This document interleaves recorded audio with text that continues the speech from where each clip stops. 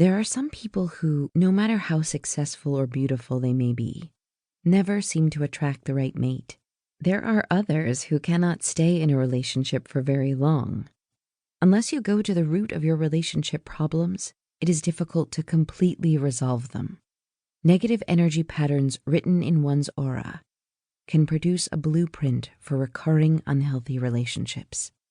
Those patterns act like a negative from which photographs are reproduced. Even if you destroy the photographs, you do not change the negative. In other words, men and women go from relationship to relationship hoping for a miracle, but end up in similar circumstances. Unfortunately, those patterns which attract unhealthy relationships are still present, keeping many of us in a self-destructive loop. These very patterns cause people to experience verbal, emotional, and physical, sexual, or even financial abuse at the hands of those they love. Therefore, what is so vital to finding the right relationship is to eliminate those patterns that produce unhealthy unions. Otherwise, getting divorced will continue to be as common as changing socks, and the remains of the failed relationship will continue to litter every city and town. Now, this book will reveal some important points.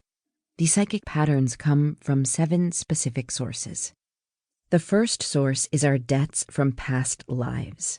The second source is our mother. The third source is our father.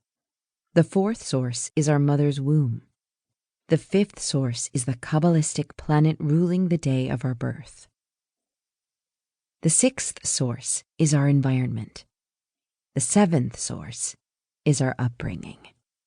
To summarize, we first must naturally consider our debts from past lives, called karma, what we already carry into this physical world at birth. Second and third, there is the hard fact of our parentage. When our father's sperm unites with our mother's ovum to form the first cell, or zygote, the unity of their own repertories of genes creates a new gene pool in us. Specifically speaking, the zygote carries and imparts both gene patterns of our mother and our father as the blueprint, or vehicle, with which we incarnate on this earth. Therefore, some of the patterns I am discussing here are inherited. This explains why, if either or both parents are abusive, the children will exhibit a strong propensity towards abusive behavior or attract an abusive partner. This genetic transference of patterns applies as well for children whose parents are alcoholics, drug addicts, or suicidal. Moreover, if one of the parents fled the home, the adult child also will tend to flee from relationships, whether or not he or she initiated the relationship.